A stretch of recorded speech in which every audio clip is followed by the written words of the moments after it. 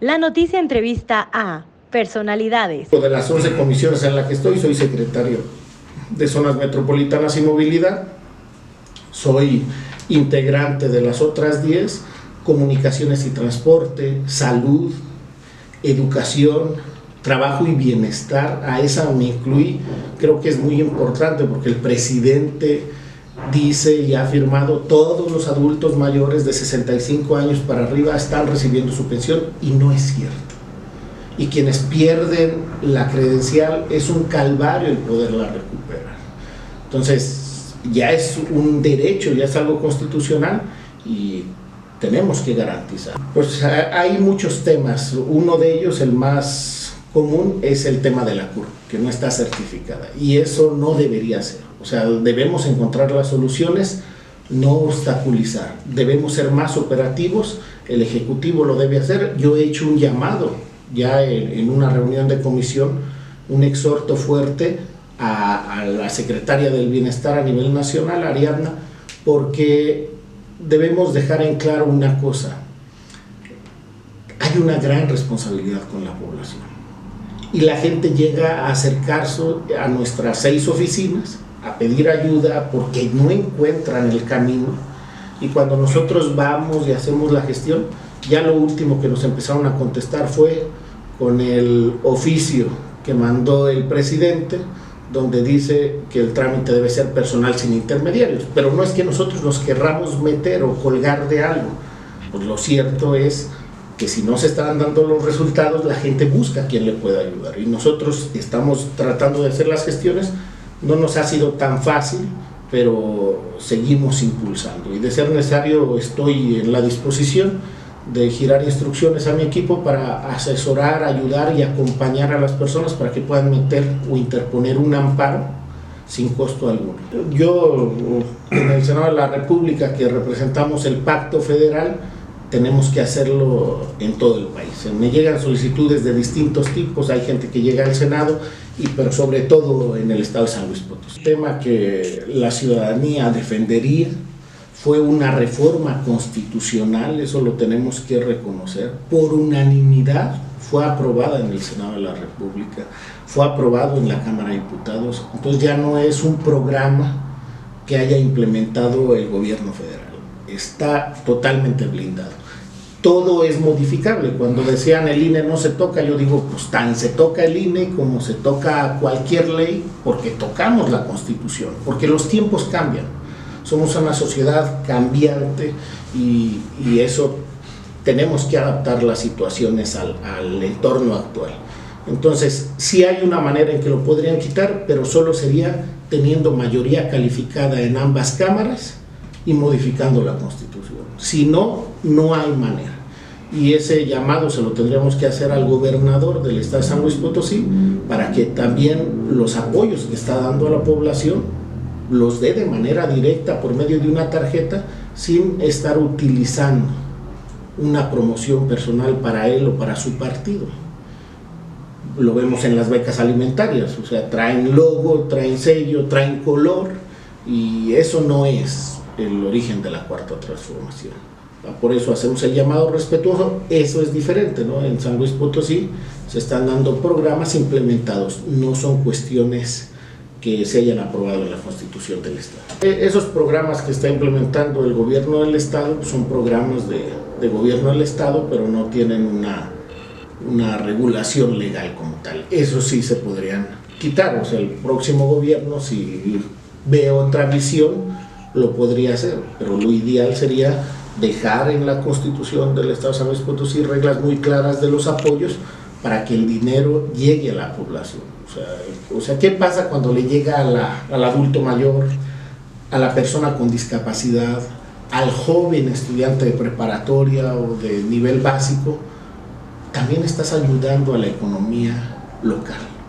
Si no caímos en una crisis, si no hubo necesidad de créditos, si no perdieron sus viviendas o sus bienes los ciudadanos, fue precisamente una parte clave, los apoyos sociales, que la gente sigue consumiendo en lo local, y esa parte ha ayudado mucho. No se está viendo en los grandes empresarios, no se ven los números, que marca el INEGI como crecimiento, pero la gente lo siente en su bolsillo.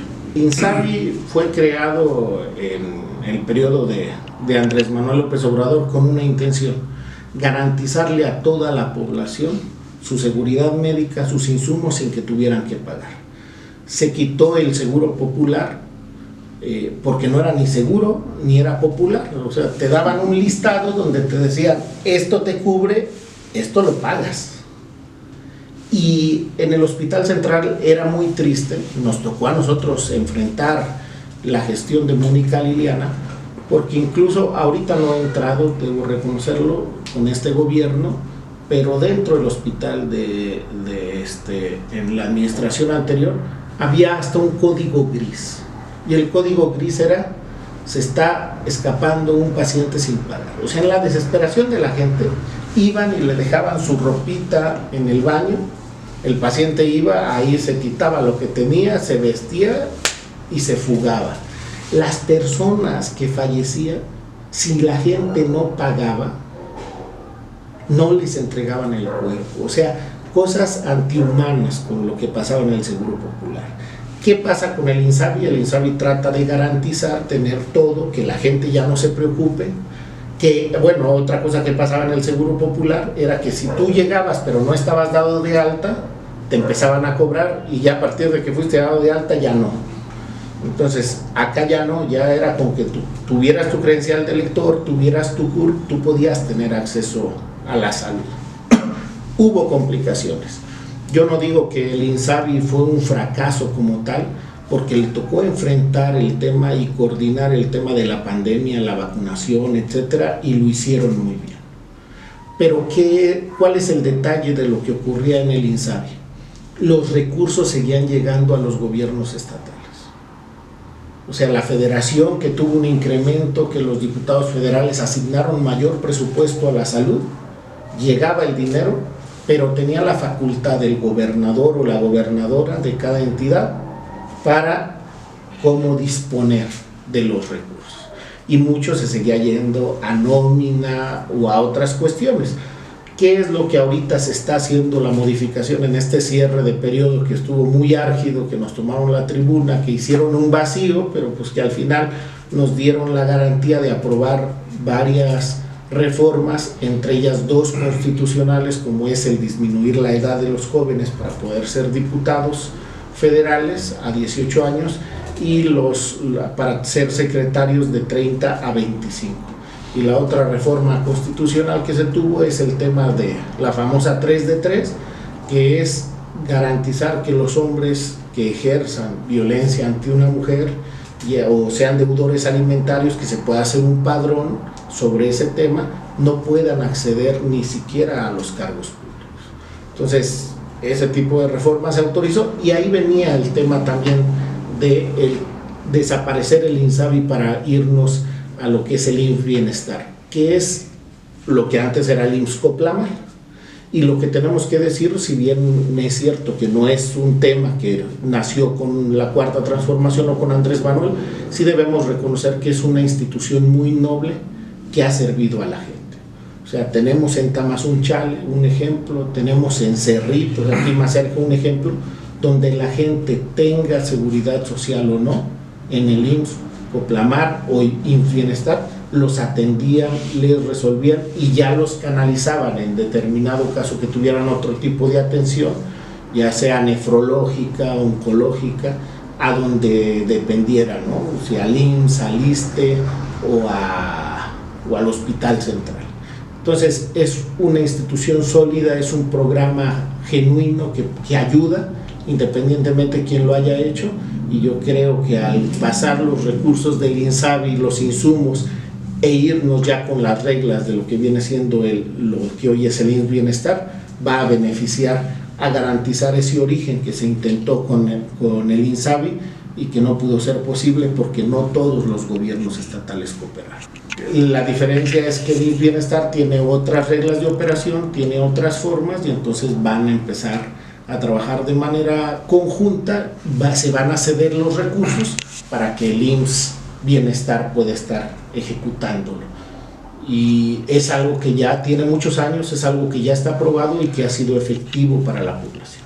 Nada más con que sea mexicano, con su credencial de lector, con su CUR de ser estudiante. Y sí hacerle el llamado mucho a la gente, porque también ocurre, personas que tienen IMSS, que tienen ISSSTE y que se quieren operar en el Hospital Central por los médicos que se tienen, por la Facultad de Medicina que está muy reconocida, que tiene prestigio, y que van y se meten y dicen, no, pues yo no tengo seguridad social, ¿no? Y los meten a la rápida y luego ya aparece en el sistema, porque pues ahí se tiene que, y aparece que tiene IMSS o que tiene ISSSTE, y luego les dice la gente, eso también deberíamos hacer el llamado para que seamos responsables. La gente le dice, no, de todos modos, aunque pague, y ya cuando viene la cuenta, pues eso sí ya es otro problema, ¿no? Yo siempre he tenido ISSSTE, yo tuve un tiempo IMSS por el trabajo de mi mamá, pero siempre me he atendido en las instituciones públicas, en este caso en el ISSSTE, como maestro ya cuando dejé de ser estudiante y que ya no tuve derecho, mantuve el ISSSTE por mi trabajo como profesor de primaria, y ahora en estos momentos en el Senado de la República, que nos despojamos de todo, entre ellos los gastos médicos mayores, nosotros nos atendemos en el ISSSTE. Tenido presupuesto directo, hay una parte que pone la Federación, otra que debe poner el Estado, pero se va a seguir manteniendo. Yo espero que mejore, no es un tema acabado, es algo que va a llevar su tiempo, va a llevar sus pasos. Sabemos que un daño que se le ha hecho mucho a este país es la corrupción en todos los niveles, y desgraciadamente donde fueron saqueados por muchos recursos ha sido el sector de educación y el de salud. Y muy lamentable, porque en la salud ese saqueo te implica vidas, les mancha la sangre sus manos a todo aquel que roba o que desvía los recursos que deberían ser para salud, porque no alcanza, no hay dinero suficiente para los temas de salud. O sea, el costo de una enfermedad oncológica, de una enfermedad nefrológica, son costos muy altos que no puedes costear, y de otro tipo de enfermedades. Entonces sí se le tiene que poner mucho recurso. Tenemos que fortalecer lo que viene siendo la salud primaria. Se ha tratado de hacer poniendo los sellos de los excesos, pero seguimos teniendo muy malos hábitos los mexicanos de alimentación, de ingerir bebidas alcohólicas, el fumar, el consumo de los refrescos. O sea, son cosas que van deteriorando tu salud y son muy costosas. Por eso tendríamos que hacer un trabajo concientizador para que desde la edad temprana las personas no lleguen a tener la necesidad de una hospitalización o de un procedimiento en tercer nivel. Bueno, Cuba sin duda es un ejemplo de ello, ¿no? Al tener un bloqueo internacional por los Estados Unidos, pues ellos lo que exportan es conocimiento, es salud, es educación, es deporte, pero es la muestra de que sí se puede, haciendo una buena gestión. Aquí lo que tenemos que hacer es comprometer a la gente, buscar la ética, que se tenga el servicio social, tratar de hacer una concientización como antes, donde los maestros, donde los médicos no nada más se dedicaban a hacer un trabajo, sino que era una gestión común lo que se estaba haciendo, era un tema de una labor social, y se ha perdido un poco. Yo no culpo a las nuevas generaciones ni a las como la mía, ¿no? El capitalismo se insertó en México en el 82, yo nací en el 83, tengo 39 años, entonces lo que yo he vivido es un proceso capitalista en todos los aspectos, donde te dicen, eres tú y es tu examen y no le ayudes a nadie, y es tu calificación, y todo individual. No nos han planteado temas colectivos, no nos han planteado temas sociales, y eso nos ha llevado a una descomposición desde la vida familiar hasta la vida social, que nos tiene hoy metidos en problemas serios como lo es la inseguridad. Porque ¿qué hace la gente al ver un problema de inseguridad? Cierra su cortina, cierra su puerta, dice yo no me meto, no es problema, y cuando te toca a ti, pues quieres que todos se metan y te aplican exactamente la misma. Entonces sí es un proceso donde tenemos que cambiar el chip. No es fácil, reitero, el capitalismo, todo lo que conocemos, al menos las generaciones como la mía y para abajo, pues ha sido el individualismo, el que te digan tú supérate, tú preocúpate por tu casa, tú, y no como un colectivo social. A diferencia de entidades como Oaxaca, que sí tienen más arraigado el tema social, el compartir, el unirse, y eso se ha caracterizado por también el despojo que han sufrido y la autodefensa que han ido generando. En cartera de educación hemos visto muchos temas, porque sin duda alguna de lo que está todavía pendiente la efectividad, y pasa algo muy similar con lo que ocurre con el INSABI, es el tema de UCICAM.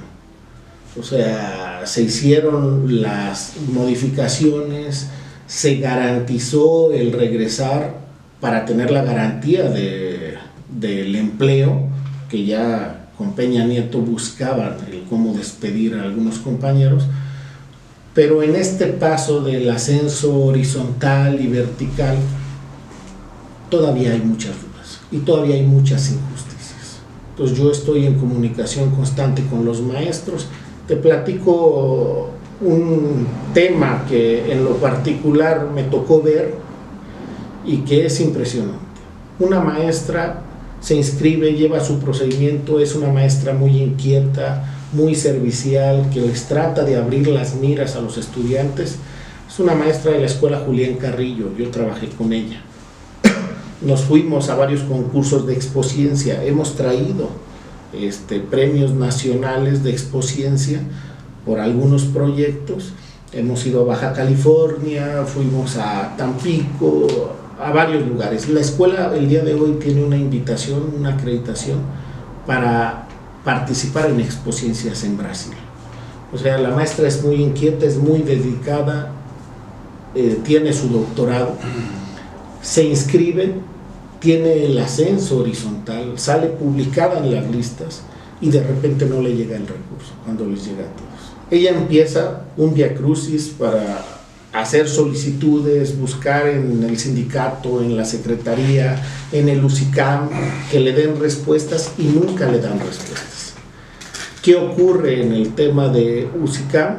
Pues cuando ella recurre a mí, yo pregunto ante las instancias de la Secretaría de Educación Pública sobre ese tema, y resulta que me dicen, es que la información que nos está mandando UCICAM de San Luis Potosí, que depende del gobierno del estado, porque luego la gente culpa a UCICAM federal, y no es en lo federal, son los estados. El federal traza, revisa, checa, pero quien ejecuta, quien hace todo el planteamiento, quien da las plazas, es lo estatal. Y entonces lo que hay, les reportan a la SEP, es que la maestra está en beca comisión. Yo le digo, no está en beca comisión, ella está activa, o sea, eso me consta. Entregamos toda, le pido el diario de firmas, el oficio, o sea, todo donde está, y acreditamos que ella estaba, ya le regresaron su recurso. Pero fíjate hasta dónde tuvo que tocar la puerta. Y la maestra, porque trabajamos juntos, tuvo la voluntad de acercarse a mí, pero ¿cuántos casos no vemos? Y así me llegan muchos, que se sacaron sus horas, que no les dieron el nombramiento, se los dieron temporal y de repente caducó, y seguimos viendo espacios donde gente que no por examen o por orden de prelación, sí le siguen asignando horas. Entonces hay temas pendientes. Yo estoy en mucha comunicación con el tema educativo, hemos planteado un reconocimiento a los maestros, y el mejor reconocimiento es el que impacta en su salario. Es mucho recurso el que se requiere, pero yo sí creo que parte de la solución para este país es la educación. Y tenemos que apostarle a los maestros, a esos maestros que fueron capaces. A mí me tocó estar todavía frente al grupo con el tema de la pandemia. Y me tocó ver cómo los maestros se esforzaban al máximo para que sus estudiantes estuvieran. Hay, como todo, contados que no se involucran y que lo agarraron de vacaciones, pero la gran mayoría, donde no había internet, buscaban la manera de hacer, elaborar cuadernillos, llevárselos, hablar con los padres de familia. Entonces fue una tarea muy ardua, fue una tarea que les tenemos que reconocer. Después del sistema de salud, yo creo que el sistema de educación fue la segunda línea para hacerle frente a este tema. Que hay un rezago sin duda alguna y se tiene que trabajar, pero tenemos que estimular a los maestros, que estimular para que estudien, que darles a lo mejor una recompensa económica para que se estén preparando los sábados, buscar los canales. Eso ya lo hicieron en algún momento y como vieron que los maestros sí se querían preparar, ya dijeron no alcanza el recurso, pero tenemos que incentivar para que el maestro no nada más tenga que buscar otro empleo, porque vemos que los maestros, las maestras pues andan vendiendo bolsas, pinturas, lo que sea, porque no alcanza su salario. El presidente en este 15 de mayo reciente dijo que los maestros como mínimo deben ganar 16,000 pesos. Pues estaremos vigilando esa parte y viendo qué tan operativo.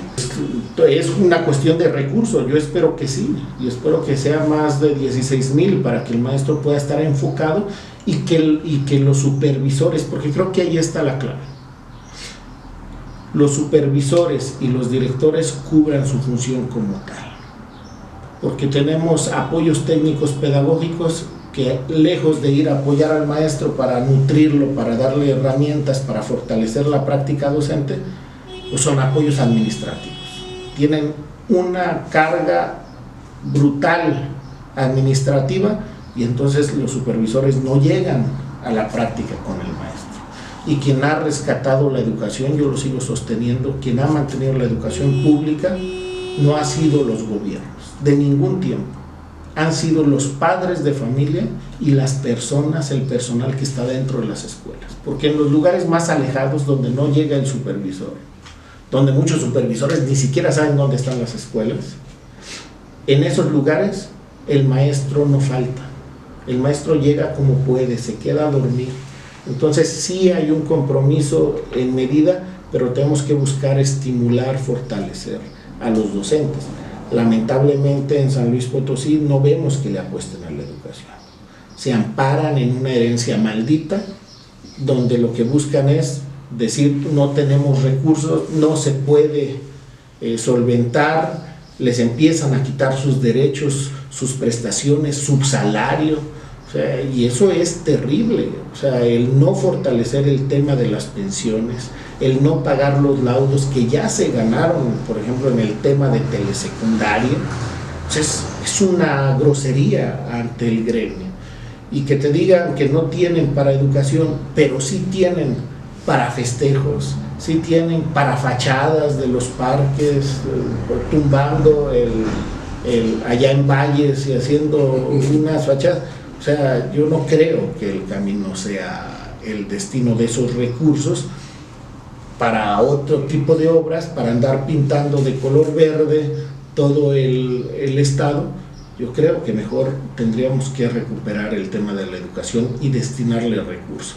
El problema de la política actual, no hablo nada más de la entidad, hablo en general, es que a veces están más preocupados por su promoción que por la administración de los recursos hacia lo que realmente es necesario.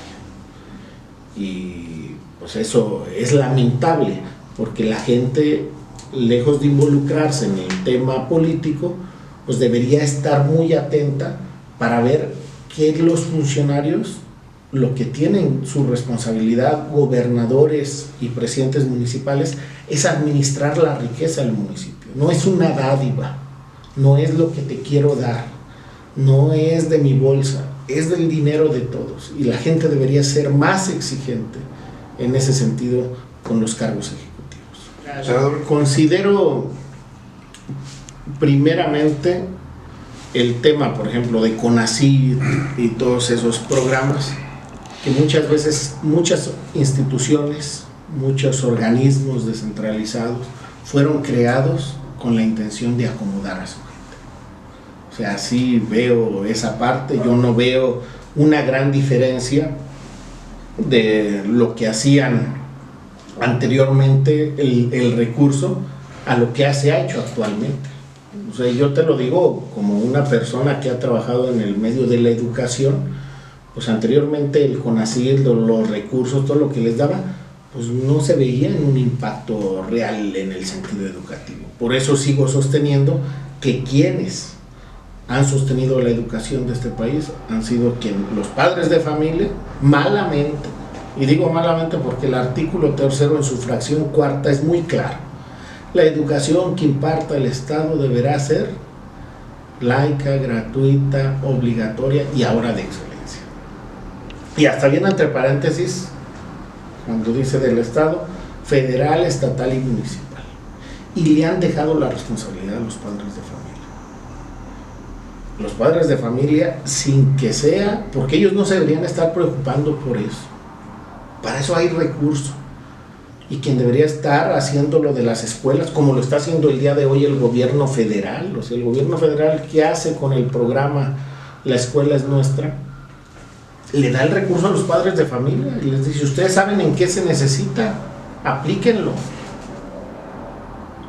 Eso deberían estar haciendo los municipios, los gobiernos estatales, fortaleciendo esa parte para que las instituciones tuvieran lo necesario. Pero hay un abandono a las escuelas. Si el director no anda gestionando, pues la única manera es pidiéndole el recurso a los padres de familia. Y seguimos actuando a usos y costumbres, porque la gente te habla, cuando tú le hablas de esas aportaciones, ellos te dicen, no, es que no he pagado la cuota. ¿Cuál cuota? En ningún reglamento, en ninguna parte viene cuota. Vienen aportaciones voluntarias, y si tú y yo ahorita salimos y le digo con la gente, oiga, venimos a pedirle para tal cosa, lo que sea su voluntad, no están obligados.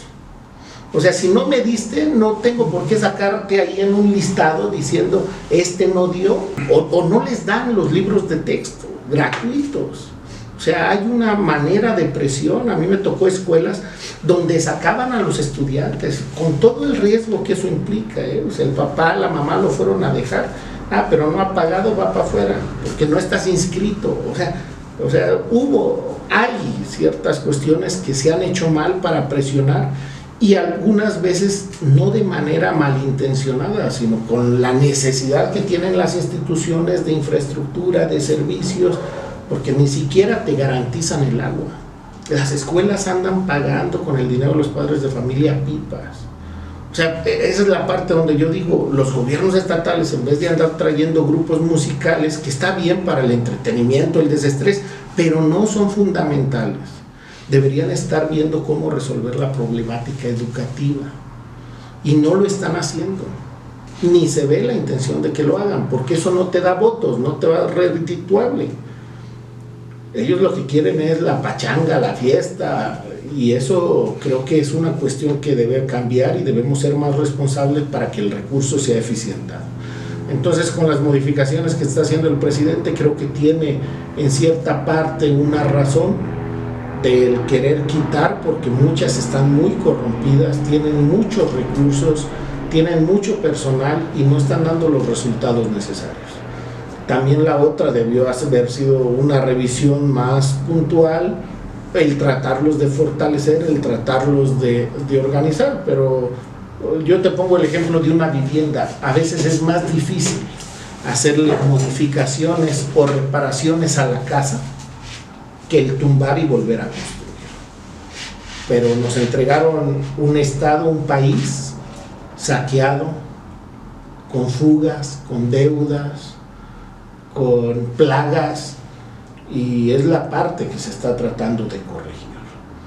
No es fácil, no alcanza un sexenio, y por ello tendríamos que darle una continuidad a la cuarta transformación, pero una continuidad muy responsable.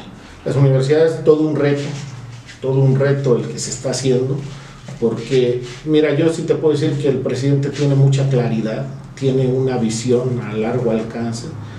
Debieron hacer estudios de en qué lugares poder hacer. Creo que hay un muy buen incentivo, como es el que reciban una beca los estudiantes para poder estar cumpliendo, pero a veces en ese orden de ideas quienes van fallando son los de abajo. O sea, el no hacer el trabajo, el no hacer la invitación, el no saber comunicar, el dejar. Luego a veces la gente se confunde y a nosotros que somos el poder legislativo nos andan reclamando. Por ejemplo, el tema de los programas sociales, pero no es culpa de nosotros ni del Ejecutivo Federal. O sea, el Ejecutivo Federal ya lo hizo, nosotros ya lo aprobamos, ya se logró. Pues el tema es los delegados estatales y su personal, pues ese es el tema. Y lo mismo pasa con las Benito Juárez. O sea, si tienes personas leales, eficientes, deberían estar funcionando. Si no están funcionando, tenemos que encontrar en qué lugar se rompió, porque no es la cabeza a veces. Es entre las personas que están operando y las Benito Juárez, pues tendríamos que estar revisando quién es el encargado a nivel estatal y qué ha hecho o por qué no está dando los resultados. Yo creo que es con una buena intención el llegar a los lugares populares, pero no es tan fácil. Yo recuerdo anteriormente, no me tocó a mí como maestro, pero los maestros salían a censar. Los maestros salían a invitar a la gente para que mandaran a los niños. Los maestros iban hasta por los niños de ser necesario, a concientizar a los padres de familia. Había un trabajo social. El día de hoy, una gran parte de ese trabajo social, quien lo debería estar haciendo, son los servidores de la nación. Pero andan más metidos en grilla, lamentablemente. Y eso pues, es imperdonable, porque le están haciendo un daño al país, a la cuarta transformación, porque este no es un tema electoral, no es un tema electorero, no es un tema de partido, es un tema social, es un tema de visión a futuro. Pero la falta de formación, de visión, el egoísmo personal, las aspiraciones personales han hecho que muchas veces se vicien y mejor anden metidos en temas electorales en vez de dar resultados. El objetivo no debería ser llegar a los cargos, eso debería ser la consecuencia de un buen trabajo. Y yo estoy atento, como miembro como integrante de la Comisión de Educación, estoy atento a todas las demandas de los maestros, soy solidario, porque eso es lo que yo tengo. O sea, yo soy muy claro, no aspiro a hacer una carrera política, me baso en los principios de San Agustín, desear poco y lo poco que deseas, desearlo muy poco, si no te frustras. Y en la política vemos a muchos políticos o a muchas personas que están inmiscuidas en la política, que esa es su mayor debilidad, la ambición, la aspiración de continuar, y son capaces de vender hasta su propia madre. Y eso es lamentable, porque no es lo que necesita nuestro país, porque entonces nada cambiaría. Entonces seríamos simplemente otro grupo de personas, pero que están haciendo exactamente lo mismo. Y esa es la parte que tenemos que combatir dentro del mismo proyecto, dentro del mismo partido, porque el presidente fue muy claro desde siempre, o sea, nadie le echó mentiras. Siempre dijo primero los pobres, por el bien de todos, primero los pobres. Siempre habló de ayudar a los que menos tienen, de buscar tener equilibrios, no igualdad, equidad. Y no se le ha engañado a nadie en ese sentido. Y también el presidente dijo, Morena es un instrumento, no el instrumento. Pero los partidos tienden a viciarse. Y el día que no sea el instrumento, tendremos que generar otro instrumento. Y algo de los retos que yo considero que tenemos es cómo le hacemos para fortalecer los movimientos sociales. Y digo cómo le hacemos para fortalecer los movimientos sociales porque no podemos ser ajenos a lo que está pasando en Latinoamérica. Llegaron gobiernos de izquierda y luego regresó la ultraderecha a darle reversa a todos los avances. Vimos en Brasil lo que pasó con Dilma, que en su segundo periodo de reelección ni siquiera pudo concluir porque no tenía mayorías calificadas. Entonces, ¿quiénes son los únicos que van a poder resistir? No es un tema electoral, tenemos que fortalecer los movimientos sociales. Esos movimientos sociales que el día de hoy arriaron banderas, las guardaron por el respaldo al presidente. Pero en esta continuidad, en esta sucesión, yo aseguro que quien sea, cualquiera de los que quede como presidente, nadie va a tener el mismo respaldo que tiene el presidente. Y por eso tenemos que pensar muy bien en quién es el quien le va a suceder para que no se estire de más la liga y se vaya a tronar. Esa es una parte fundamental, porque si no, corremos el riesgo de que regrese una derecha más agresiva y con esta parte que nosotros mismos hemos dado en un acto de confianza por el presidente, porque sabemos que no va a ser mal uso, pero sí el fortalecer a las Fuerzas Armadas, no les vayamos a estar tendiendo la cama a los que luego nos van a venir a reprimir. Es un tema muy complicado. Nosotros junto con Primo te hemos acompañado a muchos maestros, les hemos asesorado en el término legal, en el término social. Vemos que también hay cierto recelo de otros compañeros de telesecundaria que creen que te quieres colgar cuando no es la intención. La intención es ser solidario, porque si actuamos individualizadamente, si no somos solidarios con los otros movimientos, pues el día que a ti te toque te van a dejar solo. Entonces, el día de hoy que yo tengo la oportunidad de estar en el Senado de la República, de abrir puertas, de contactar, yo he ayudado para abrir reuniones con la secretaria de Educación a nivel federal, en ese entonces con la maestra Delfina, y tuvimos diálogos, le expusieron el tema. Creo que es un tema de recursos, no hay más, y es un tema donde el gobierno del estado debería estar planteando el cómo le va a inyectar recursos a los maestros, a esos maestros que han formado generaciones de hombres y mujeres que le han aportado a San Luis Potosí, a esos maestros que han sacrificado a sus familias para irse a llegar a la comunidad y que no los pueden el día de hoy dejar con el argumento de que otro gobierno se gastó, se robó el dinero. Tenemos que buscar una solución. O sea, desde que tú buscas un cargo público, como es el gobierno del estado, sabes que te vas a encontrar problemas. Y no es cómo justifico el que no lo estoy haciendo o que no estoy resolviendo, sino por el contrario, es decir, cómo le hago para resolver ese reto que se tiene, para meter los recursos necesarios y para que los maestros tengan garantías.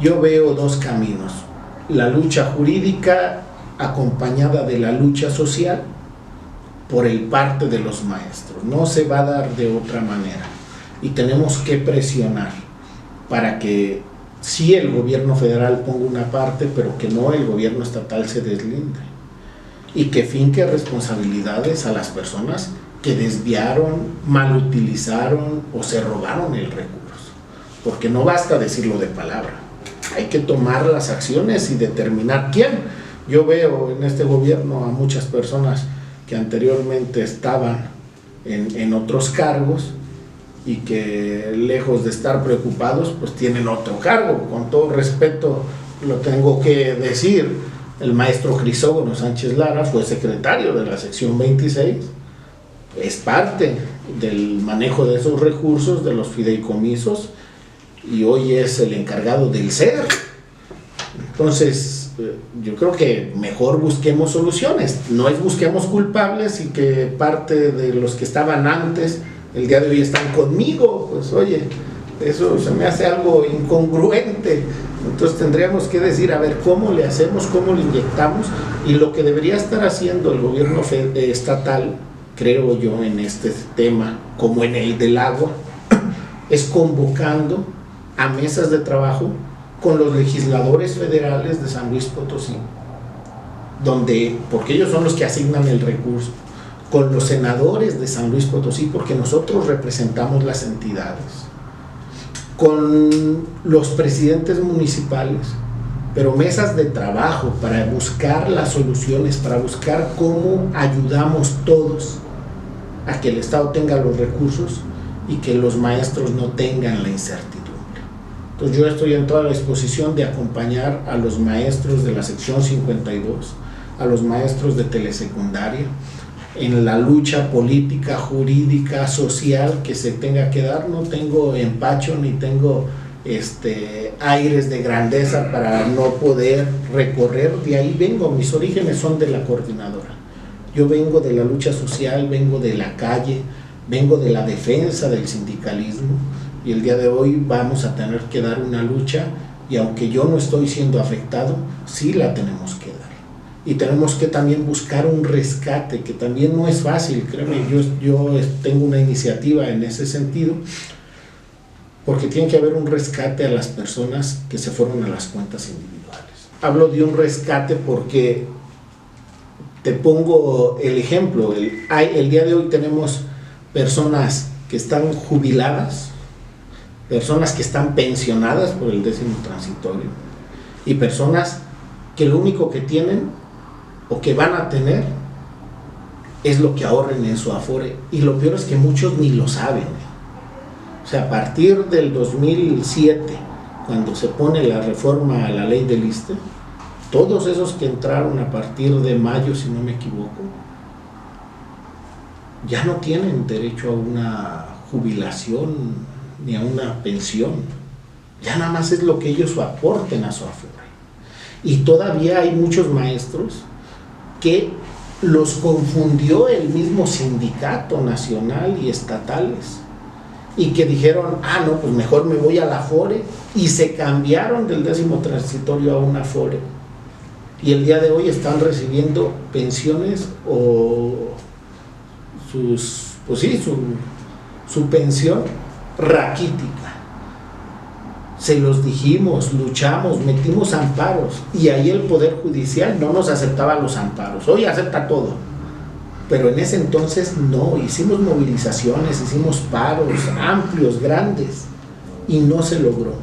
Y sí tenemos que garantizar cómo les ayudamos a esas personas, a esos maestros, a esas personas que se fueron a las Afores, a las cuentas individuales, para que tengan la garantía de una pensión digna por el trabajo que hicieron y la aportación que le están haciendo a nuestro país. Hay una complementaria en la sección 26, donde supuestamente tú estás aportando un recurso, porque si tú rebasas, la diferencia del ISSSTE a pensiones es que en el ISSSTE hay un tope. Te marca un tope de lo más que puedes ganar. Si ganabas más como activo, pues ya no puedes ganar eso. Ganas, pero ahorita está como en 28,000 pesos mensuales. La mayoría se iba con una doble plaza y ni siquiera alcanzaba los 28,000. Eso es lo primero que tengo que decir. Pero había quienes ahora se están yendo con lo que ganan, y pues ellos no alcanzan los 28,000. Pero armaron una complementaria que te da préstamos y todo, y supuestamente cuando tú te retires, si tú ganas más del tope del ISSSTE, te lo van a dar. Pues eso ya está muerto, porque si los nuevos ya están en las Afores, pues ellos nunca pueden acceder. ¿Tú crees que se van a meter a estar aportando? Y entonces, ¿qué va a pasar? Pues la pirámide de repente se va a invertir, porque van a ser más los jubilados que los que estén aportando, y no lo puede sostener. Y lo mismo está pasando acá. Lo que se habla en el tema de telesecundarias y de pensiones a nivel estatal, Lo que yo veo es que debe haber un rescate por parte del gobierno federal, apoyado por las entidades, en este caso en San Luis Potosí por el gobierno del estado, y ver la manera de cómo readaptar, adecuar, vamos a decirlo hasta de alguna manera, con el tema de que el ISSSTE los pudiera absorber. Y el decir, a ver, pero ¿cómo le hacemos? Entonces no es un tema fácil, porque las aportaciones que ellos dieron siempre fueron a pensiones. Entonces es un tema de mucho trabajo, de mucha voluntad. Por eso yo lo que digo es, lo que deberíamos estar haciendo con el gobierno del estado son mesas de trabajo para encontrar posibles soluciones y todos empujar hasta ese sentido. No simplemente lavarnos las manos y zafarnos, porque aquí no es un tema de relacionarse o de ir a chacotear, es un tema complicado de potosinos a los que nosotros representamos y que tenemos que tocar puertas en lo federal, y que la mejor manera de hacerlo es con un trabajo coordinado, informado, donde se tenga la voluntad también y participación de los mismos sindicatos. Yo, hasta donde tengo entendido, el profesor Crisógono sí se fue a pensión, a cuentas individuales. Ahí le dieron una mayor cantidad, pero eso no tengo la manera de asegurarlo, habría que corroborarlo con él. Pero las personas que se fueron robándose sus ascensos, ¿verdad?, con altas pensiones, pues lógicamente sí impactan, sí descapitalizan, y se debe ver la manera, porque también el rango de vida que ahora se tiene pues es mayor. Entonces hay una gran cantidad que se tiene que solventar. Entonces ese tema tendríamos que ver, se tiene que revisar. Sí afecta sin duda alguna, pero ahorita lo que tenemos que encontrar es la solución, porque bien dices, hay muchos maestros que ya no se quieren jubilar porque no tienen la certidumbre, dicen, donde me jubile y luego, y hay otros estudiantes o egresados que quieren entrar, pero pues no hay plazas. Entonces es un tema complejo y tenemos que buscar nosotros la manera de cómo ayudamos a que esto se solucione. Sí, pues es lamentable, ¿no? O sea, es lamentable lo que está pasando, es una situación drástica, y por eso yo reitero ese llamado que tenemos que hacer para que precisamente todos nos sentemos y encontremos soluciones. O sea, nos tenemos que sentar los funcionarios, gobierno del estado y los líderes sindicales para encontrar soluciones, y esa parte, hacer propuestas, porque no es un tema fácil, es un tema de recursos, y debe haber voluntad y debe haber capacidad de inyectarle. Yo creo que hay cosas, te pongo el ejemplo de una casa, ¿no? No te vas a sacrificar el ir que tus hijos vayan a la escuela con tal de ir al concierto de Luis Miguel. Y parece que el gobierno del estado está haciendo eso, ¿no? O sea, en vez de, en el tema educativo, no, pues es que no hay para los camiones. ¿Por qué? No, pues es que traje a Luis Miguel. Pues es incongruente. Tenemos que voltear y ayudar a los trabajadores de la educación que están en pensiones para encontrar una solución a ese problema. Consecuencia de la corrupción, de el desvío de recursos, porque mientras no había jubilados y pensionados, lejos de que ese recurso lo tuvieran, lo ejercieran de manera responsable, buscaran con un equipo de economistas o de personas que le entiendan a la cuestión financiera cómo mantenerlo y redituarlo, pues no había quien se jubilara, pues disponían del recurso. Entonces el día de hoy debe buscarse quiénes fueron los responsables, deben ejercerse sanciones y debe encontrarse el camino para solucionar este problema, que no es menor. No es menor si es un SOS lo que está pasando en telesecundarias, pero es algo que se viene a grandes escalas. En poco tiempo, para el siguiente sexenio, vamos a tener un problema también con las pensiones que se vengan en el Poder Judicial y tenemos que tener una persona que esté a la altura de las circunstancias para encontrar soluciones y que esto no se pueda desbordar. Poniendo en riesgo el recurso de familias, entonces debe afincarse responsabilidades más allá de un discurso, porque un discurso pues es fácil, es sencillo, pero no, a ver, toma las acciones congruentes a lo que estás diciendo para ver cómo la manera de regresar los recursos. Yo por eso reitero que nos tenemos que sentar. Yo no creo que sea suficiente, es una aspirina, es un calmante, te da unos años más y les incrementas la edad, pero no estás garantizando nada. Y debe haber reuniones serias con los funcionarios de alto nivel, con las personas que toman decisiones, con las secretarías a nivel nacional, y por eso digo, de primer nivel nos tenemos que sentar para encontrar soluciones viables que no vayan aplazando el problema, porque va a llegar el momento en el que va a tronar porque no lo puede sostener. Entonces, desde ahorita nos tendríamos que sentar con una planeación a futuro, no a corto plazo. No con la angustia que andaban, si van a pagar, no van a pagar, es terrible. Y tenemos que hacer una mesa seria, de alto nivel, con las personas que toman decisiones, para una revisión puntual, para arrastrar el lápiz y encontrar las mejores soluciones. Que todos van a tener que poner o ceder, eso no me queda duda, es parte de lo que nos toca a nosotros cuando hacemos política. Llegar a acuerdos y que los acuerdos sean justos y lo más viable. Todo un reto el relevo presidencial, y yo considero que fue muy adelantado y lleva mucho desgaste. El día de ayer estuve en un evento en Pachuca, Hidalgo, sobre el tema de zonas metropolitanas.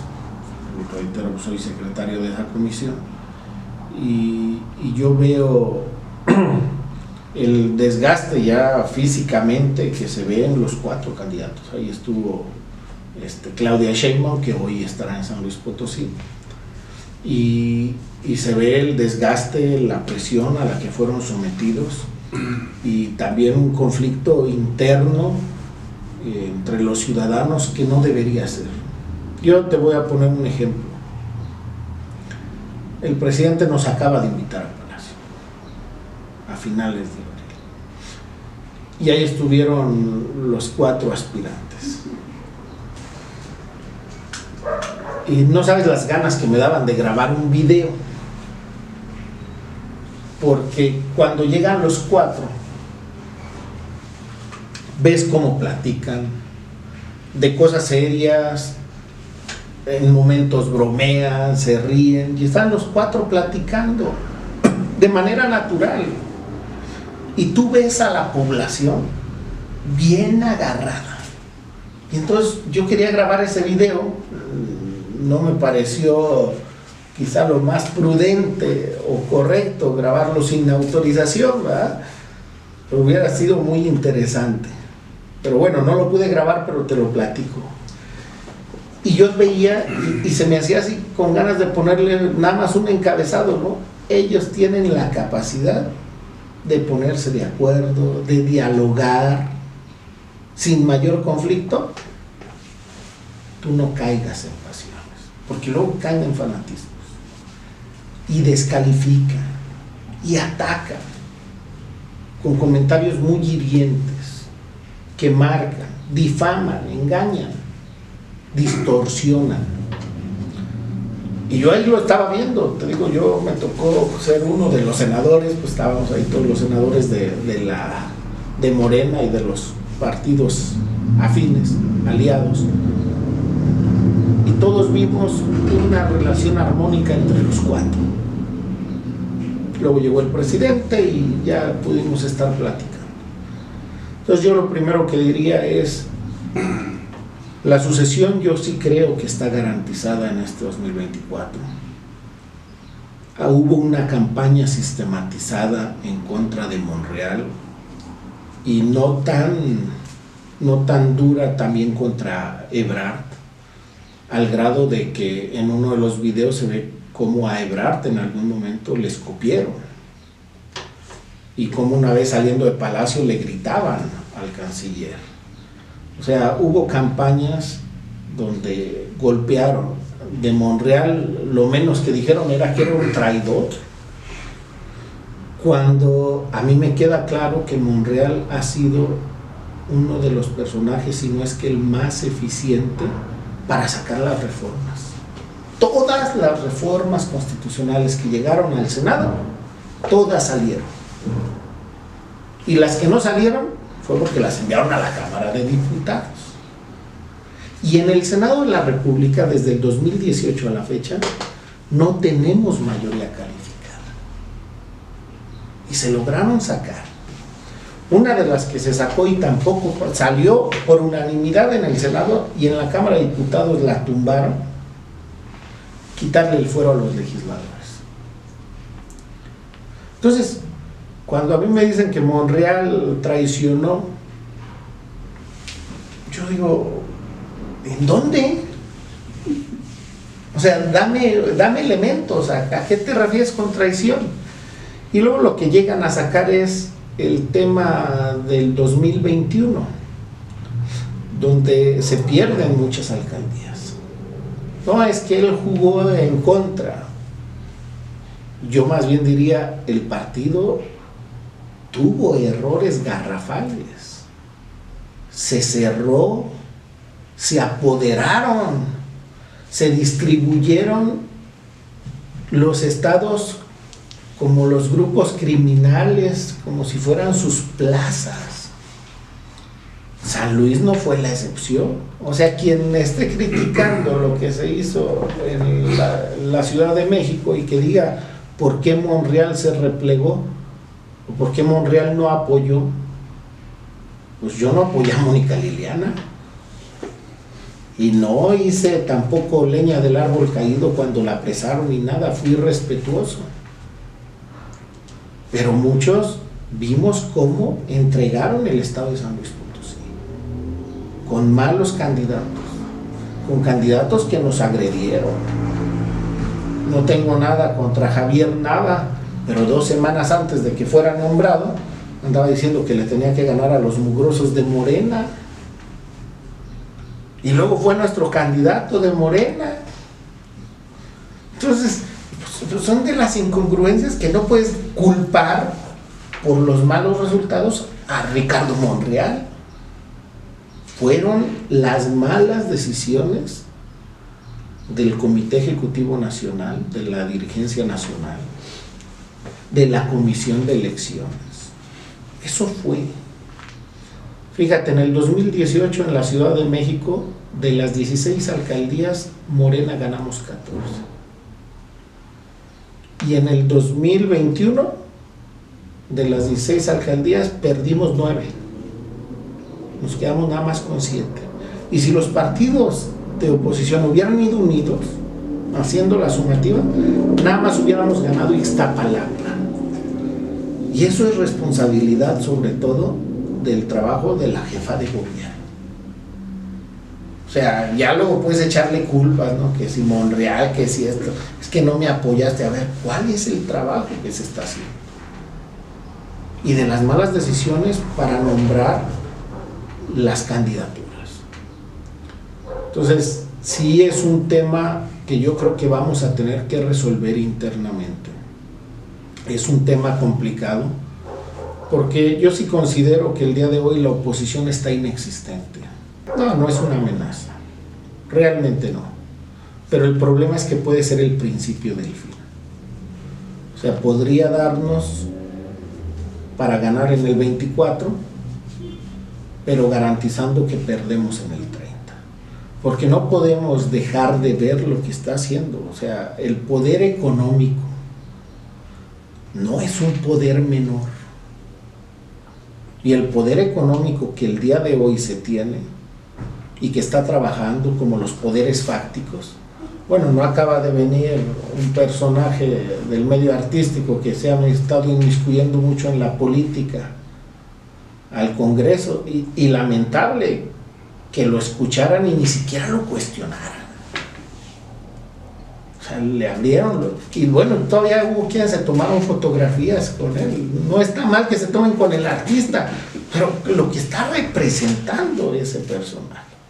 Entonces, ¿a dónde voy? El poder económico y los poderes fácticos no están muertos y están generando liderazgos de distintos tipos y están aprovechando los errores o las decepciones que pueda tener la cuarta transformación, porque hubo mucha expectativa y a lo mejor no todos están quedando satisfechos.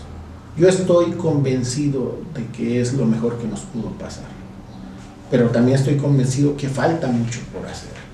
Entonces, si la comisión nuevamente de elecciones y el Comité Nacional, si se toman malas decisiones, si no hay una unidad real, que pareciera que nomás es de discurso, si no hay inclusión, si no se toman en cuenta, estamos destinados a que esto se vaya desmoronando, porque no hay formación de muchos de los candidatos o aspirantes de Morena.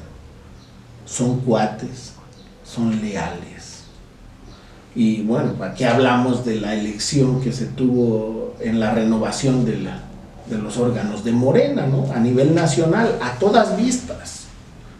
El acarreo, la falta de transparencia, la manipulación. Bueno, que se haya nombrado un comité estatal por unanimidad, ¿no? Sin ninguna vez, eso es hasta antidemocrático. Pues eso no pasa. Pero me queda claro, y no nada más fue en San Luis Potosí, fue en toda la República. Pero me queda claro que lo hicieron para poder cometer los atropellos que sean necesarios. Entonces, ese es el gran reto que vamos a tener. El gran reto es que se logre unificar, que se logren poner de acuerdo en las reglas, porque las encuestas, sin duda alguna, el presidente la respalda a todo lo que dan. Yo tengo mis dudas. Con Primo Doté fue electo por medio de la encuesta, pero de la encuesta a lo que pasó, por ejemplo, en la Ciudad de México, donde muchos nos identificamos. Yo sí te quiero decir que yo no conocía a Monreal como una cercanía como el día de hoy la tengo. Pero desde ese momento, cuando no lo dejan ir a la jefatura de gobierno de la Ciudad de México, muchos nos solidarizamos y nos identificamos con lo que él en su momento planteó como la nomenclatura. Y eso es algo terrible, y es algo que nosotros tendríamos que estar cuidando. Yo espero que se logren poner de acuerdo, espero que no haya ruptura, y yo voy a apoyar a quien yo considero que es la persona clave para que le pueda dar continuidad a la cuarta transformación, y que no sea, como le pasó al PAN, simplemente un tema de 2 sexenios, de 12 años, porque hay ese riesgo. O sea, si no se hace un buen trabajo, si no hay sociedad en las bases, pues lo que va a ocurrir es precisamente esa parte, que vamos a acabar concluyendo con que regrese la derecha, porque se está moviendo, porque está operando y porque le va a inyectar los recursos que sean necesarios. Y yo veo, visto ahí, tengo una diferencia de pensamiento, la tengo en muchas cosas, ¿no? Con el presidente, por ejemplo, el presidente dice que hay que buscar a personas honestas, y yo siempre he dicho, no, mejor honradas, porque de los honestos me acuerdo de este político de Nayarit, el que robó, pero robó poquito. Pues ese era honesto, pero no nos sirve, no era honrado, robaba poquito, mucho, lo que sea. Y con el presidente yo he visto cuando habla de un pueblo sabio, de un pueblo politizado. Yo reconozco que el pueblo está más politizado, que el pueblo está más involucrado, que el pueblo está viendo, pero al menos en San Luis Potosí veo conveniencias. Veo gente que dice, no, yo estoy con nuestro cabecita de algodón y todo, pero no voy más allá, porque luego no me vayan a quitar mi beca alimentaria, mi despensa. O sea, yo veo que hay muchos intereses, mucha conveniencia. Y si no hacemos una estructura real, que el día de hoy el partido no la está haciendo, Morena en San Luis Potosí no lo está haciendo. Si no tenemos una base social informada, a la que le des un acompañamiento, un seguimiento, si no lo haces, mucha gente en el 2030 se puede ir por el que le paguen, porque lamentablemente, aunque hubo modificaciones para que fuera delito grave en todas las elecciones, yo no he visto a ninguno que haya ido preso. Y sí he visto malos manejos o prácticas que están fuera de lo que permite la ley. Coincido totalmente con el senador Ricardo Monreal, no debe ser el partido, deben ser encuestas externas, debe haber espejos y deben ser muy claras. Quizá nada más una pregunta: ¿quién crees que deba ser el candidato de Morena? ¿Candidato o candidata? Porque si no, se presta a parámetros y a interpretaciones, y eso puede ser subjetivo o se puede cucharear, ¿no? O sea, al final de cuentas debe ser muy clara, debe ser muy objetiva y debe ser contundente. Si no, si te vas que no, que quién te conoce, que a favor, que en contra, bueno, eso ya puede sacar distintos resultados. La encuesta debe ser clara y no debe ser el partido el que la haga, porque el partido no debe ser juez y parte, y porque la legitimidad o la calidad moral, ética de las encuestas del partido el día de hoy están muy cuestionadas. Regreso al ejemplo: Javier Nava apenas se estaba inscribiendo y Mario ya le tenía levantada la mano, y eso lo vimos todos, ¿no? Mónica Liliana, no me digas que le ganó a Paloma, una joven capaz, comprometida, entusiasta, que venía del movimiento, a la que muchos nos solidarizamos y le cerramos filas. O sea, ejemplo, la encuesta dentro del partido de Morena está muy cuestionada. Deben ser instancias externas, con reglas muy claras, donde se tomen en cuenta a las personas. No creo que ese sea el factor. Yo creo que debemos ser congruentes. Las mujeres siempre han sido una pieza clave en el desarrollo del país, de nuestras familias. Las mujeres son mejores administradoras del dinero que nosotros. Nosotros traemos la quincena, nos la gastamos rápido, las mujeres lo administran más. Entonces yo no dudo de la capacidad de las mujeres, yo no creo que el país no esté listo, pero yo creo que tenemos que ser más objetivos. Tampoco el que sea un hombre o una mujer, tenemos que ver más allá, las trayectorias, las capacidades, la visión. Y en lo personal, yo me he decidido por apoyar al doctor Ricardo Monreal, abiertamente. ¿Y por qué? Porque veo que es un hombre que logra conciliar, que se puede sentar con la persona más pobre o con la más rica, que tiene un amplio conocimiento de todos los temas, que se formó con el presidente. Después de Andrés Manuel, yo estoy seguro que la persona que tiene un mayor conocimiento de la República es Ricardo Monreal. Se ha formado como gobernador en Zacatecas, hizo muy buen papel, le ganó al priismo de la nada, y yo creo que eso es algo a lo que le tienen miedo muchos dentro del movimiento, que es alguien que no se hizo a la sombra de Andrés Manuel, es alguien que trae luz propia, que trae trabajo, que trae una visión, que puede ser genuino y auténtico. Esa es la persona de los cuatro que yo veo más transparente, porque él te lo platica así y asume sus consecuencias. Él no deja a sus aliados atrás y él es objetivo. Ahí en el Senado de la República a nadie nos ha dicho ni siquiera vota así, vota, apoya esto. Respetuoso, le da juego incluso, y a veces de más, incluso a los que lo atacan desde el interior. No es soberbio, puede llegar a acuerdos. Creo que esa capacidad se le ha dado su trayectoria legislativa, 3 veces senador, 3 veces diputado federal, y ahí en el legislativo es uno de los poderes donde tienes que llegar a acuerdos. Entonces yo no creo que el país esté en el ánimo o pueda soportar más polarización. Tenemos que encontrar a una persona que logre integrar, que logre buscar los consensos, el cómo sí, no el por qué sí o el por qué no.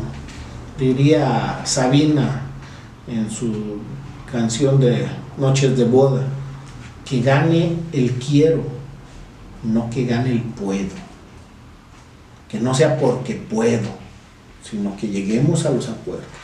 Y yo creo que sería alguien que le daría una garantía a la continuidad de la Cuarta Transformación más allá del 24. Debe haber una reconciliación, porque nos estamos peleando entre familias, entre pares, entre parejas, y eso de los fanatismos no nos debe llevar a nada. Yo lo veo en el Senado de la República. Yo vengo de abajo de la lucha social, sigo ahí, nunca me he ido, y lo primero que me llamó la atención es que hay debates muy duros en el Senado, pero en la cafetería que está ahí abajo del pleno, donde bajas por un café, por un agua, por galletas o algo de fruta, tienen todos la capacidad de dialogar. Son distintas posturas. A mí me queda claro que en todos los partidos lo que buscan es que le vaya bien a México. La diferencia a lo mejor es en cómo queremos que le vaya bien a México, o lo que tú sientes que te retribuye. La senadora Kenia le acaba de decir a Monreal, ¿usted se siente satisfecho de que antes los legisladores traían una bolsa económica y podían ayudar a sus municipios, a sus estados, a su gente, y el día de hoy no tenemos nada? Y Monreal dijo sí, porque son distintas visiones. Nosotros somos poder legislativo, a nosotros nos toca hacer las leyes, no nos toca destinar recursos, no nos toca ejecutar, eso es del Ejecutivo. Pero la gente se quedó mal acostumbrada, porque lo primero que te piden es recurso, porque llegas y lo primero que te dicen es que mire, aquí no nos llega agua, cuando nosotros no tenemos ni presupuesto, ni capital, ni nada. Pero es un proceso que estamos haciendo. Por eso digo la visión. Hay quienes creen que por desempeñar un cargo te mereces ganar un buen recurso. Ya vemos quienes creemos que a pesar de que nos reducimos el salario muchísimo, todavía sigue siendo excesivo. Y por eso Primo y yo tomamos la decisión de poner 6 casas de enlace, porque lo primero que platicamos Primo y yo, que siempre hemos sido fórmula y que seguimos trabajando en conjunto, lo primero que señalamos fue, el día de hoy tenemos que tomar una decisión: o vivimos bien 6 años,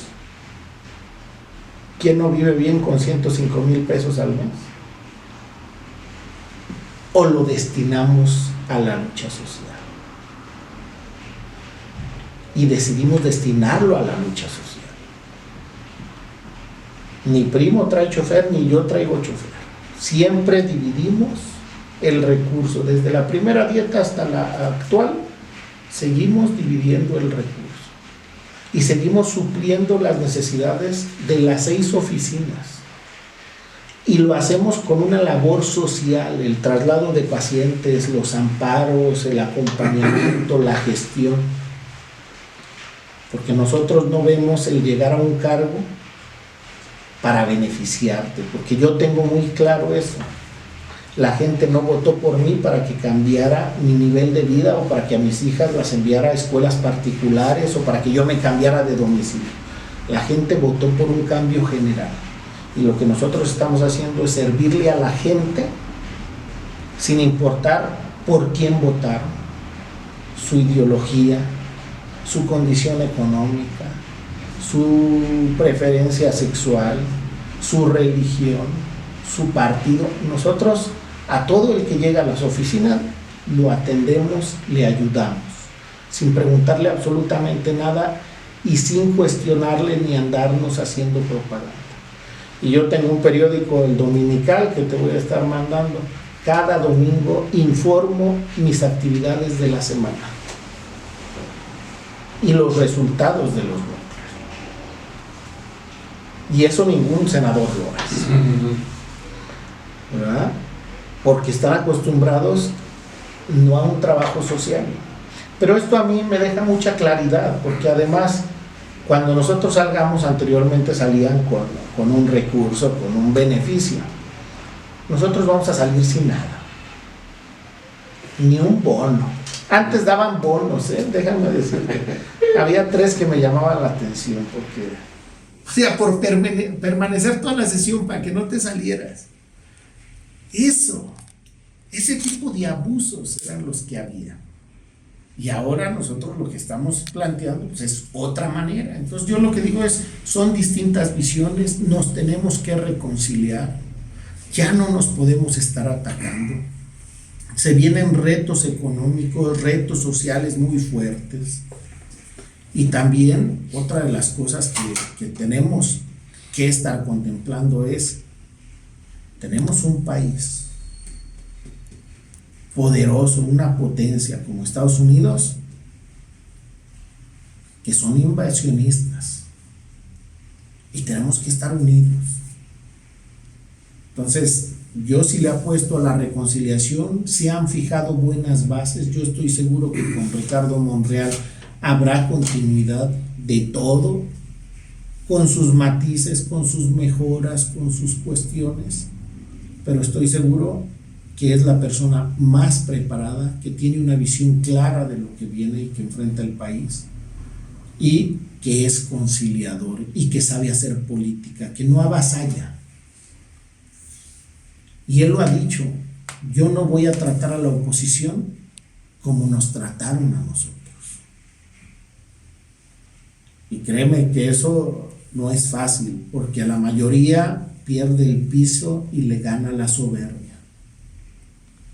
Lo más redituable, y esto te lo digo porque me lo han dicho, me lo han pedido incluso compañeros del movimiento, me dicen que yo suba y despotrique contra la oposición, y les digo, miren, eso es lo más fácil y lo más redituable para tener pingües político-electoral. O sea, que yo me suba y les diga que son esto y aquello.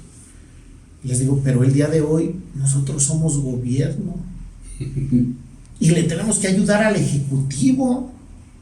Y entonces, ¿cómo yo los voy a atacar frontalmente diciéndoles que son unos corruptos que destruyeron el país? Y luego decirles, oigan, ayúdenos, miren. Les digo, es más fácil destruir que construir. Puedes tardarte horas y minutos construyendo una torre con naipes y en un segundo la destruyes. Entonces, quizá no es lo que me reditúe más electoralmente, pero siendo responsables, el moderarme, el controlarme, el dialogar, el buscar acuerdos lejos de conflictos, yo sí creo que es la mejor manera en la que le estoy ayudando a la cuarta transformación. No, yo respeto a los 4 aspirantes. Los 4 tienen su mérito, los 4 tienen capacidad y tienen una trayectoria y una historia con el mismo presidente. Pero no tiene 40 años con el presidente. Andaba con otro sector. Monreal se incorporó con Andrés Manuel en el 97.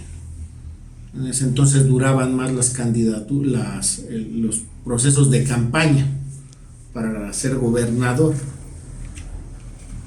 Y desde ahí lo ha acompañado y ha sido su coordinador de campaña a nivel nacional. Y ha dado excelentes resultados.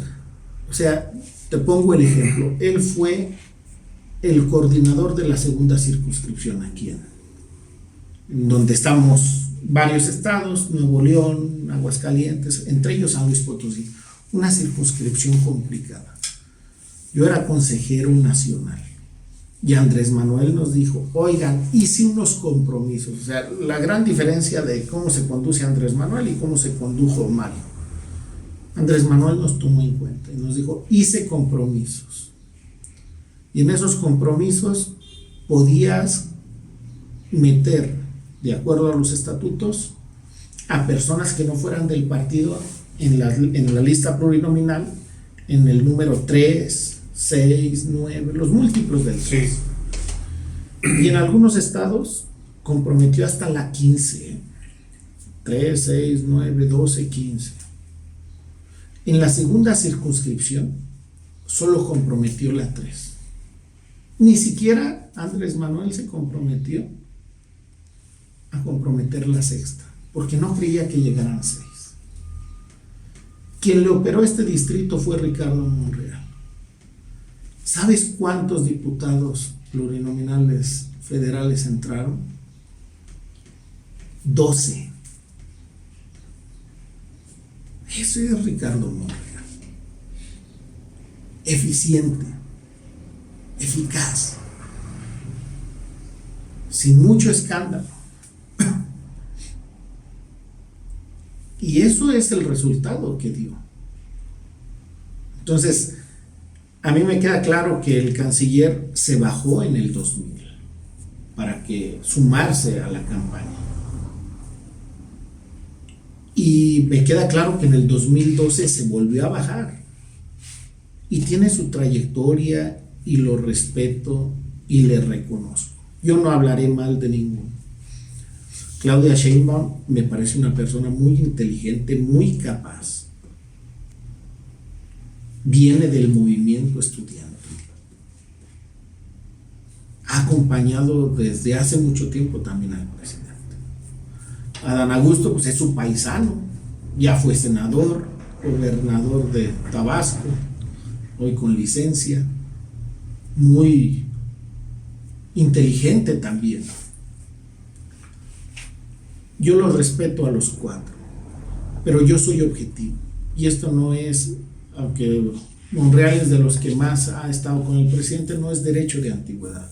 Se trata de la conducción de un país y tenemos que ser responsables. Y en el Senado de la República esa es la gran diferencia. Cada quien apoya a diferentes y nos respetamos y nos apoyamos. Dialogamos, incluso a veces nos divertimos, también bromeamos, pero no hay conflicto mayor y eso es lo que debería imperar. No apagar la luz de alguien para que brille la mía. Dialogar, convencer, no sembrar la discordia, la duda, la mentira. Dejar que cada quien haga su trabajo. Al final de cuentas, yo sí creo que habrá capacidad de que se pongan de acuerdo y todos podamos seguir unidos. De la otra manera, con el ataque, con la denostación, con la calumnia, va a haber situaciones irreparables que ya no nos permitirán caminar juntos. Porque si en el 2018, bueno, desde antes, desde el 12, muchos caminamos juntos, fue por el liderazgo de Andrés Manuel. Si no, quizá no hubiéramos caminado nunca juntos. Y hoy veo a muchos de los que atacan, de los que buscan destruir, de los que buscan atacar a compañeros porque apoyan a X o a Y o porque simplemente no los quieren. Muchos no estuvieron en el momento duro del movimiento. Yo no tengo miedo cuando a mí me dicen, oye, pero Monreal ahorita no está en su mejor momento. Yo les digo, pero yo apoyé a Andrés Manuel y en mi familia lo apoyamos desde siempre, desde el desafuero, en el fraude, y la gente se fue yendo y nosotros seguimos manteniéndonos. Y luego vino con esa campaña del 2006 del peligro para México. Y cuando yo entregaba periódicos Regeneración casa por casa tocando y diciendo, vengo de parte del licenciado Andrés Manuel López Obrador, y me agarraban el periódico y me lo rompían y me decían, ese loco nos va a volver Venezuela, nos va a volver Cuba. Hoy les preguntaría cuántas casas les quitó, cuántos carros, ni una llanta, a nadie les ha dado más. No nos equivocamos. Y en los momentos difíciles estábamos. Cuando Andrés Manuel venía a San Luis Potosí y hablaba en las plazas públicas y no se juntaban ni 15 personas, yo ahí estaba. Y nos íbamos de un municipio a otro y éramos los mismos. Y la gente se acercaba y decía, ¿quiénes son? Ah, esos ni da nada. Y se iban. Y yo me sostuve firme. Así que si el día de hoy no es el mejor momento de Ricardo Monreal, yo creo que es la mejor persona, la más indicada, que es la correcta, que es la que el país necesita, y yo no tengo ningún temor en sostenerme a su lado de manera firme y leal con lo que creo, en congruencia con lo que a mí me enseñaron. Y estoy en apoyar en lo mejor y en hacer un llamado a todas las personas que quieran sumarse a que vengan, a que nos organicemos, porque tenemos que buscar a los mejores. Cuando tú vas a nombrar o a proponer a un aspirante a diputado local, federal, senador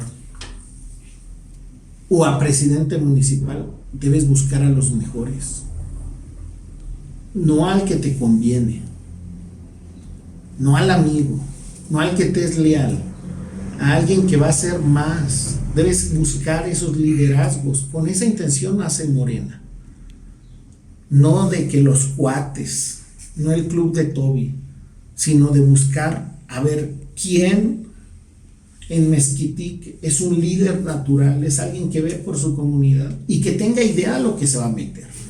Porque créeme que el día de hoy meterse para ser presidente municipal no es una tarea sencilla, no nada más por los recursos o por los problemas de los servicios, por el tema de la inseguridad. Y digo el tema de la inseguridad porque quien quiere ser presidente municipal y no sabe ni siquiera a dónde va a ir a gestionar, pues le va a hacer un daño al municipio. Debe ser alguien que tenga una idea, que esté dispuesto a que sean 3 años de servicio social para su municipio. Y que sea alguien que tenga ya conocidos, que tenga un trabajo previo, que tenga una visión, que no busque enriquecerse. Si tú buscas al que tiene dinero, porque tiene dinero, pues va a llegar a saquear. Si tú buscas, ¿y de qué te sirve que sea de Morena? Bueno, hay presidentes municipales que llegaron por Morena y ya están en el verde. O sea, no es eso, es quién le va a ayudar a la gente y quién le va a atorar en el momento en el que le llegue el crimen organizado a tocarle su puerta y a pedirle direcciones. Si no tiene un plan, pues oye, lo primero que debe tener un candidato a presidente municipal debe ser a su síndico, que es quien lo saca o lo mete en problemas. ¿Y a quién se va a encargar del tema de la de lo policial, a su elemento de dirección. Si no lo tiene, pues va a ser muy complicado que dé resultados. Los presidentes municipales no se pueden proteger ni ellos. ¿Qué van a poder proteger a la ciudadanía? Es terrible. Y tenemos que buscar a gente que sepa a qué se está metiendo para que no exponga a sus familias, que tenga un plan, que tenga una buena administración, un buen equipo, porque no somos todólogos, los políticos no somos todólogos, y te debes dejar ayudar por las mejores personas o las personas que saben en cada ámbito, y debes darles cuidado. Así que yo sí creo que tiene en Monreal una plataforma muy sólida, tiene un programa muy claro de cómo va a ejercer. Todos los 4 ya han tenido cargos ejecutivos, ya saben a lo que se meten, y yo creo que cualquiera podría hacer un buen papel. Veo en Claudia y en Adán Augusto el problema de que a lo mejor tensen la liga de más y se pueda romper y caigamos en un conflicto social, o incluso con los países extranjeros. El día de hoy lo puede hacer Andrés Manuel porque tiene todo el apoyo de la gente, tiene el respaldo, pero no cualquiera lo va a poder hacer. Necesitamos una persona diplomática, una persona seria, sobria, una persona inteligente. Y yo respeto a los 4, reitero que cualquiera de los 4 podría hacer un buen papel, pero creo que el más indicado es Ricardo Monreal. Yo creo que el método del tapado tampoco es el mejor, porque eso depende de un solo hombre y no es democrático. Yo creo que lo que estamos haciendo es un proceso que tiene que seguir evolucionando, que tiene que seguir mejorando, pero sí un proceso donde cada quien pueda elegir y apoyar a quien considere la persona más adecuada. Y ese tema, yo creo que la parte que nos falta ahí pulir es que no nos metamos en conflictos entre nosotros.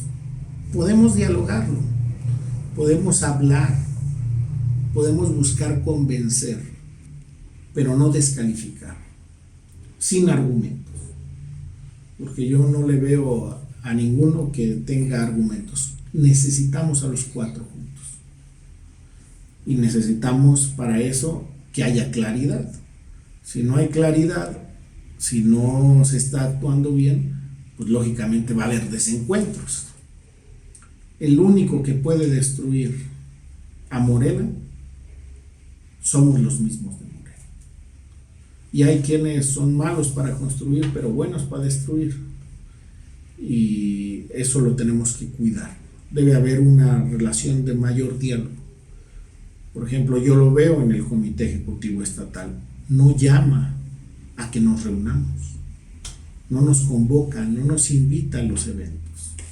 No hay ni siquiera esa voluntad interna. ¿Sí? La invitas, Mario Delgado en enero, 14 de enero, si no mal recuerdo, de este año, le mandó una carta a los gobernadores que debería ser para todos. Recíbanlos y denles el mismo trato. Y yo he invitado las veces que ha venido Ricardo Monreal a Morena, a Rita, a Gavino, pues que vayan, que acompañen, que escuchen. Y al parecer no hay eco. Y está bien, cada quien tiene. Yo, por ejemplo, hoy no voy a asistir por cuestiones de agenda al tema de Claudia Sheinbaum. Se respeta. Tampoco fui invitado, ¿verdad? pero yo sigo mi agenda, pero la respeto, y respeto al canciller Marcelo Ebrard, y respeto al secretario de Gobernación Adán Augusto, y respeto a Monreal, pero el tener criterio propio, como lo tiene Monreal, como lo tengo yo, el no irte a la cargada, el buscar hacer quizá no lo que te conviene, sino lo que consideras correcto.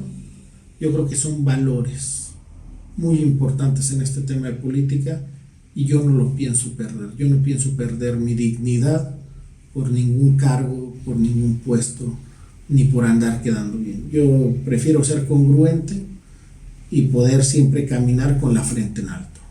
Podrán decir a mis espaldas y también difamarme en política, quien no quiera que le inventen cosas, pues que no se meta a hacer política, porque te van a buscar y si no te encuentran te lo inventan. Pero eso no me preocupa. Pero en mi cara nadie me podrá decir que he sido incongruente, que he traicionado, que he robado, que he sido corrupto. Soy una persona firme y en mis convicciones, en mis ideales. Soy joven, me dejo ayudar porque no lo sé todo.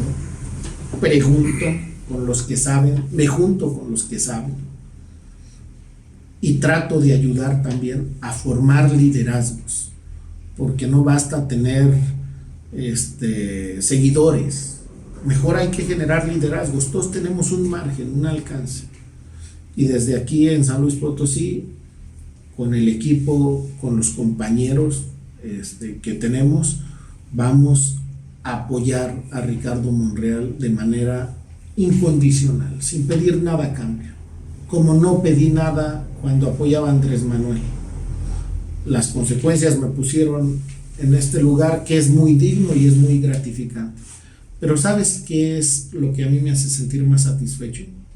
No es el Senado de la República, es la lucha que dimos desde el 2005 con Andrés Manuel, porque cada que veo que alguien recibe su apoyo, yo digo, eso se debe a miles o millones de personas anónimas que respaldamos y apoyamos a Andrés Manuel. Entre esos estuve yo. Entonces, cuando un joven está recibiendo su beca, no porque desde el Senado lo hayamos aprobado como reforma constitucional, sino desde el movimiento que antecede, yo digo, yo soy parte de esa beca. Yo soy parte de ese apoyo al adulto mayor, yo soy parte de eso a los estudiantes, yo soy parte de cada logro de esta cuarta transformación, porque no nos equivocamos con Andrés Manuel y estoy seguro que no me equivoco con Monreal y que va a ser un gran presidente.